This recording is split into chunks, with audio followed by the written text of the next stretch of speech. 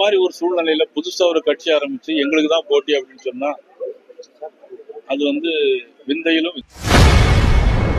தவிக தலைவர் விஜய் பேசுவது விந்தையிலும் விந்தையாக இருப்பதாக பாஜக மாநில தலைவர் நயினார் நாகேந்திரன் செய்தியாளர் சந்திப்பில் தெரிவித்துள்ளார். அதுல ஒன்றும் தவறு இல்லை. திமுகவுக்கும் போட்டி அப்படின்னு விஜய் பேசியிருக்காங்க. சைக்காலஜில சில வார்த்தைகளை பேசுறாங்க. தமிழ்நாட்டுல பாரதிய ஜனதா கட்சி அகில இந்தியாவில் மிகப்பெரிய கட்சி. 300 நாடாளுமன்ற உறுப்பினர்கள் வச்சிருக்கோம்.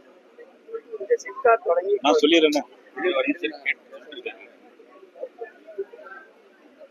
நாங்க இன்னைக்கு தேசிய ஜனநாயக கூட்டணி பலம் வாய்ந்த கூட்டணி. ஆனா எடப்பாடியார் அவர்கள் முதலமைச்சராக 4 வருஷம் நல்ல முறையில் பணியாற்றி இருக்கிறார். இந்த பகுதி முழுக்க எல்லா ரோடுகளும் பாலங்களும் சேலம், ஈரோடு, கோயம்புத்தூர் எல்லா ரோடுகளையும் போட்டது நமது மதிப்பில் அண்ணன் எடப்பாடியார் அவர்கள். அதுக்கெல்லாம் நிதியை மத்திய அரசு கொடுத்தது மாண்பு பாரத பிரதமர் நரேந்திர மோடி அவர்கள். இதுல யாருக்கும் மறுக்க முடியாது. இந்த மாதிரி ஒரு சூழ்நிலையில புதுசா ஒரு கட்சி ஆரம்பிச்சு எங்களுக்கு தான் போட்டி அப்படின்னு சொன்னா அது விந்தையிலும் விந்தை. இந்த சிப்காட் இருக்குல்ல, 20 ஆண்டுகளுக்கு மேல, குறைந்தபட்சம் 20 ஆண்டுகளுக்கு மேல ஆச்சு. நிலம் கொடுத்தவங்களுக்கு இது வரைக்கும் பணம் கொடுக்கல.